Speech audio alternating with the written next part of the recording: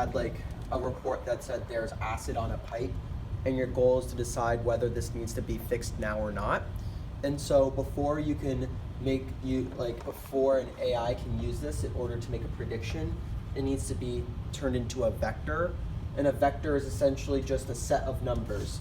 So if I have 0, 2, 3, that's just a set of numbers. So in order for a computer to work with anything, it needs to be in a numerical format. So this is kind of a time series information, because like the first word is like there, then the second word is, the third word is acid, the fourth one is on, and the fifth one is pipe. And so this is an example of recurrent neural network, and it's just a model, but you don't have to use that specific model. But just as an example, the idea would be you'd plug there into your recurrent neural network, and it would spit out some vector like 0, 2, 3. And then you could then plug in and the output from there as well would go into this, and it would spit out a number like 4, 2, 9. And so you can keep putting in your words and turn them into vectors that represent numbers. So now I've turned the sentence "there is acid on a pipe" into a bunch of vectors and numbers. And the computer can work with these numbers, so I can take all of these numbers and plug them into something like a convolutional neural network, or something that can actually take in vectors and then predict an answer of yes or no. So essentially I could feed in arbitrary sentences and it would predict yes or no. And how your historical data would come into play here is this is a supervised learning task. And so essentially if you have a lot of examples of sentences where you say these kind of things and you have this answers of what was the correct thing to predict, you would use this as your labeled data, and you'd be able to train this model. So the training or the learning that needs to happen is you need to learn how to turn there's two parts here. You need to learn how to turn your words into vector numbers, and you need to learn how to take these vectorized numbers and predict the correct output.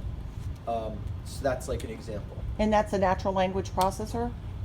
Yeah, this would be doing natural language processing. The idea of natural language processing is like taking text and doing something with it.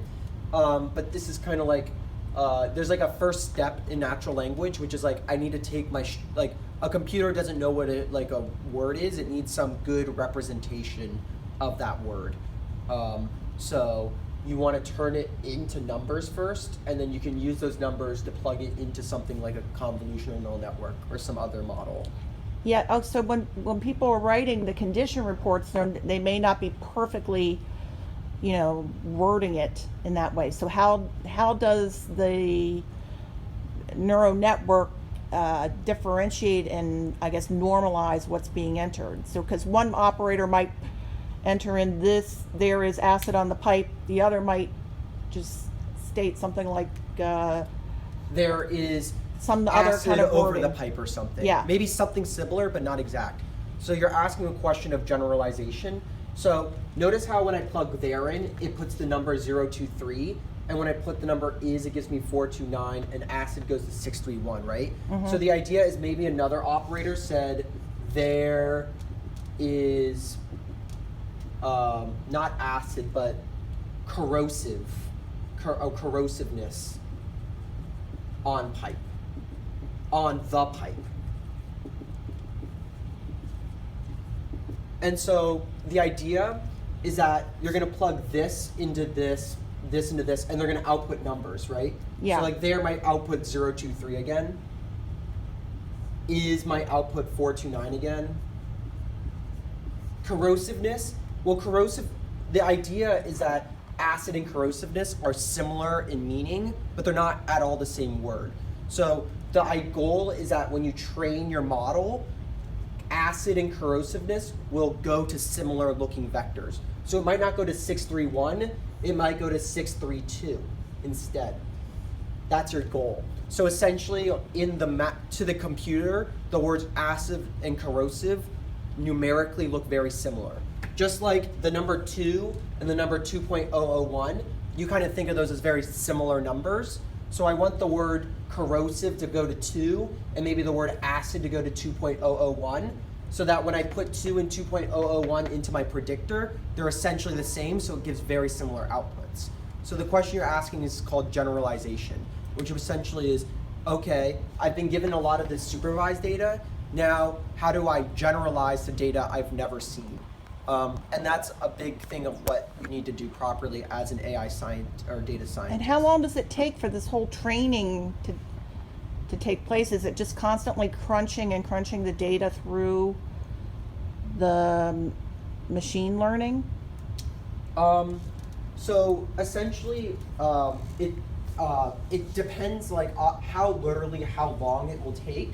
Depends on your hardware and things and how much data you have. But essentially, there's this idea. So you have a lot of historical data, right? Right. So you want to train your model on your historical data.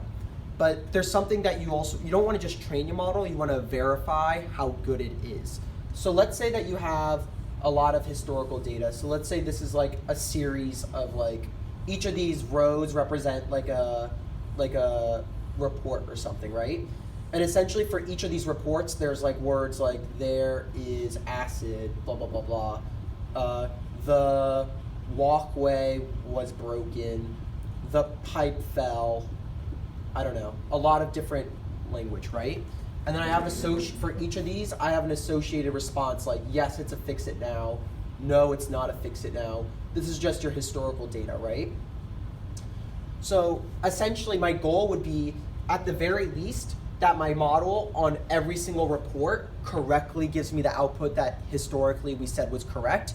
And then ideally as well, for all new reports that come in that the model was never trained on, it would give the correct reports, where correct would be like if we had our experts here still doing their work, they would say yes or no, and it would match with the model. So we would use the historical data in NEAMS to train the model. But you also want to use your data to verify your model. Okay. And it's important that you do something called essentially training and test data. So I have all these reports. So obviously it's expected that if I show my model all of these reports and I train it on these reports, hopefully it should give me correct answers. But I want to make sure that it doesn't give me incorrect answers on reports it's never seen before. Right. So the way that you do this is you take your data of your historical data and you split it in half, or not in half, typically it's like an 80-20 split, where you take 80% of your data and you train your model on that data. So hopefully your model does very good on reports that look similar to your training data. But then you keep this other 20% and it's called your testing data. And your testing data should not have been shown to your model during training. So your model's never seen this and it didn't get to learn. And hopefully the idea is that after you've trained your model on 80% of your data, it should be able to predict well on the other 20%, which you have ground truth on.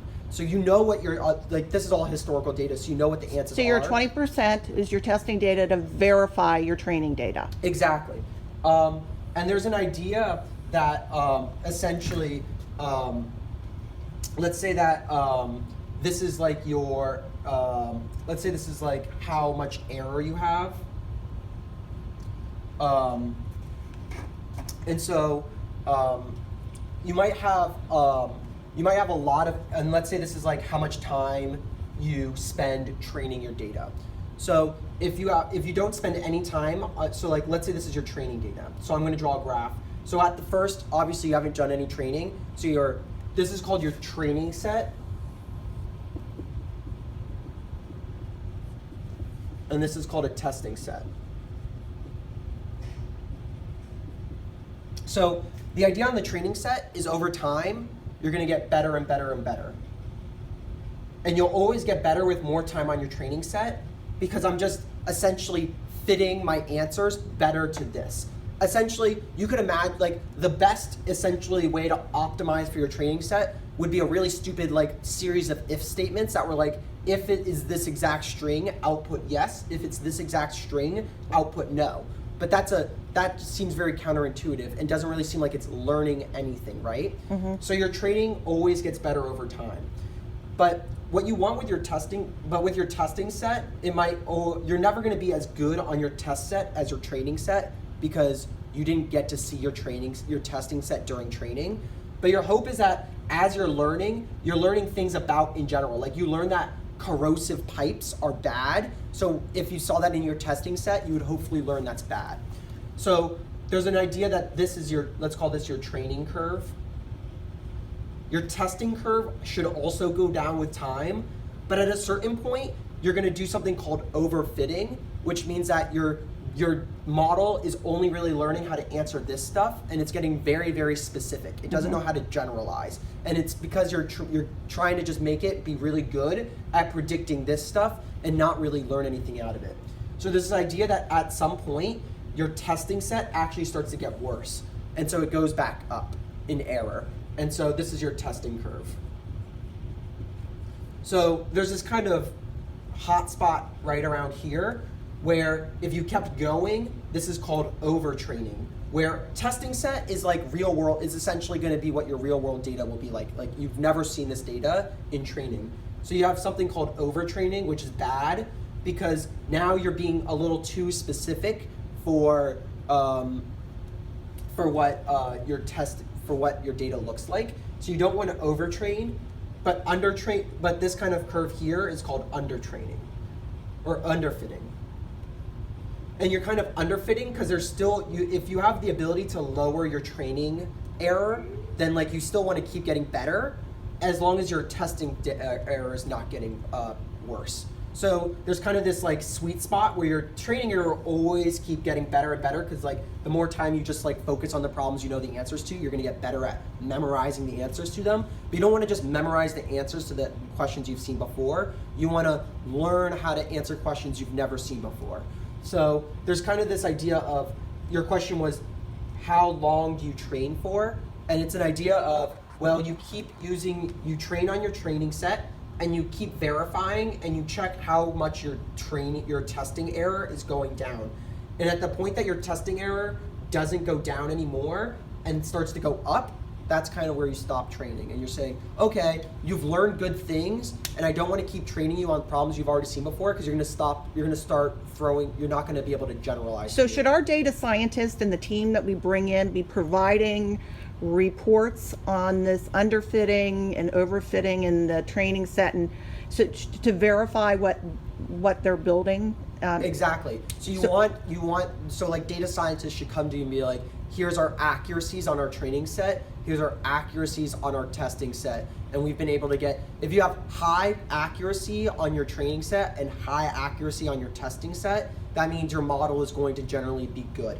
But there could be lies. So like, just because they're like, oh, if someone's like, our model is 100% accurate on what?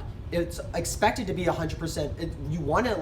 You're never gonna be 100% accurate on any test set or any data set in general. But just because, like, what does it mean to be accurate? Like, over what? Like I would really expect high accuracy on the training set, but if you ask them, what about your testing set? Then they should have high accuracy on that as well, because they've never seen that. Okay, so if we do an RFP and we contract in a group, that should be one of their deliverables, is to be providing their accuracy rates on their training set and testing set? Yeah, exactly. So to give just a very concrete example, imagine I want to make an AI that can add numbers. And let's say it can only add 2 numbers together. So let's say I have a set of I have historical data. So I'm like, 3 plus 1 equals 4. 2 plus 2 equals 4.